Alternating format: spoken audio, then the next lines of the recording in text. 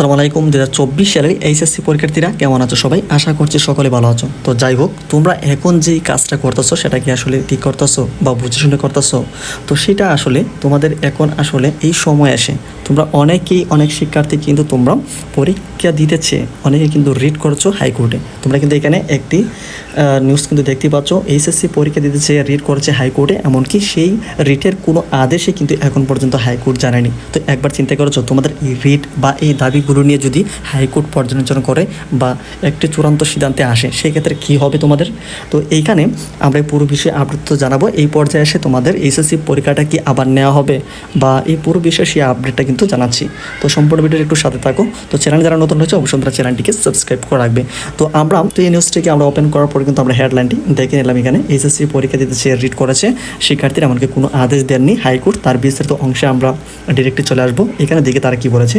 HSC পরীক্ষা দিতে চেয়ে শিক্ষার্থীদের করা রিটে কোনো আদেশ দেননি হাইকোর্ট, অন্য বেঞ্চে আবেদন করবেন বলে জানিয়েছেন আইনজীবীরা। অর্থাৎ তোমরা এখানে অধিকাংশ শিক্ষার্থী রয়েছে, তোমরা অনেকেই যারা পরীক্ষা চাচ্ছ, তো তাদের মধ্যে থেকে যে রিটটা করা হয়েছে সেটার কিন্তু এখন পর্যন্ত সুষ্ঠু যে আদেশটা সেটা কিন্তু দেওয়া হয়নি।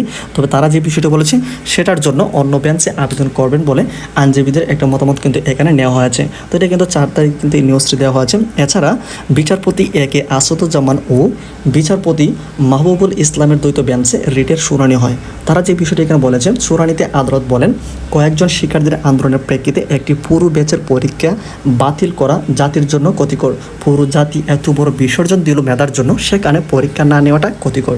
এ সময় রাষ্ট্রপক্ষ বলেন, এটি পলিসি মেটার সিদ্ধান্তের বিষয় নির্বাহী বিভাগের। তো এখানে যেটা বলেছে আসলে এটা পুরোপুরি ঠিক ছিল। কারণ হচ্ছে তোমরা যেহেতু মেধার জন্য তোমরা এতদিন তোমরা লড়াই করেছো, সেক্ষেত্রে মেধার বিচারটা এখন কই গেল?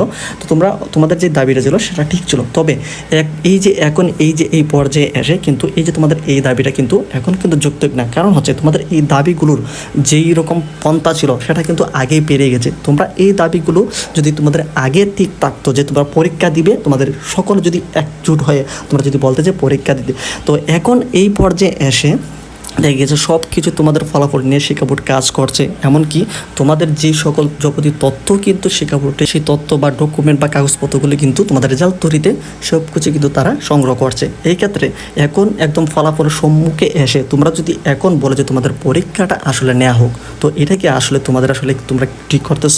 একবার আসলে ঠান্ডা মাথায় ভেবে দেখো যে যদি হাইকোর্ট এই পুরো বিষয়টিকে একটু পর্যালোচনা করে বা একটি চূড়ান্ত সিদ্ধান্তে আসে যে পরীক্ষা নেবে, সেই ক্ষেত্রে দেখো এই যে পরীক্ষা নেওয়াটা কিন্তু মুখের কথা না বা বললেই হয়ে গেল। এটা কিন্তু অনেক ধরনের এখানে পদক্ষেপ রয়েছে, পর্যালোচনা রয়েছে, এমনকি তোমাদের রুটিন প্রকাশের ব্যাপার আছে। তো এইখানে দেখা গেছে তোমাদের কিন্তু অনেক সময় কিন্তু লাগবে এই পরীক্ষাটা নিতে। তো তোমাদের এই অনেক সময় যদি তোমাদের পরীক্ষাটা নিয়ে নেয়, তোমাদের সেই পরীক্ষাটা কবে শেষ হবে, কবে তোমাদের ফলাফল দিবে, এমনকি কবে তোমাদের এইচএসসি পরীক্ষার অ্যাডমিশন টেস্ট দিয়ে তোমরা ইউনিভার্সিটিতে ঢুকবে বা ভর্তি হবে, এই বিষয়টা হয়তো বা তোমরা অনেকেই জানো না। তো ওভারঅল কিন্তু তোমাদের কথাটা কিন্তু আলটিমেটলি হচ্ছে সেটা কিন্তু তোমরা এখন বুঝতে পারছো না। তো আমরা তোমাদেরকে কিন্তু প্রথম দিকেই বলে আসছিলাম, তোমাদের যে কোনো দাবি হোক না কেন, তোমরা ঐক্যজোট হয়ে সবাই যেন এক হয়ে একটি মতামতের ভিত্তিতে তোমরা সেই দিকে সামনে আগাও। এই পর্যায়ে এসে তোমরা অনেকজনই কিন্তু ভিন্ন মতামত পোষণ করতেছো, এমনকি বিভিন্ন মতামতের কারণে শিক্ষা বোর্ড এখন পর্যন্ত ফলাফল প্রকাশের কোনো সিদ্ধান্ত কিন্তু গ্রহণ করতে পারছে না। তো এটা কিন্তু তোমরা সকলেই জানো। তো এই ক্ষেত্রে আমরা বলবো তোমাদের কিন্তু এখানে দোষ আছে, যার কারণে কিন্তু তোমাদের ফলাফলটা আরও লেট হবে। এক্ষেত্রেই মূলত তোমাদের ফলাফলের যে চূড়ান্ত সিদ্ধান্ত বা ফলাফল কীভাবে তৈরি করবে, কীভাবে প্রকাশ করা হবে, সেই পদক্ষেপ কিন্তু নিচ্ছে না। তো এই ক্ষেত্রে আমরা এখন তোমাদেরকে বলতেছি, তোমাদের আসলে এখনও মনোভাবটা কি সেটা অবশ্যই কমেন্ট সেকশনে জানানোর চেষ্টা করো। পরবর্তী আপডেট পেতে চ্যানেলটিকে সাবস্ক্রাইব করে রাখো।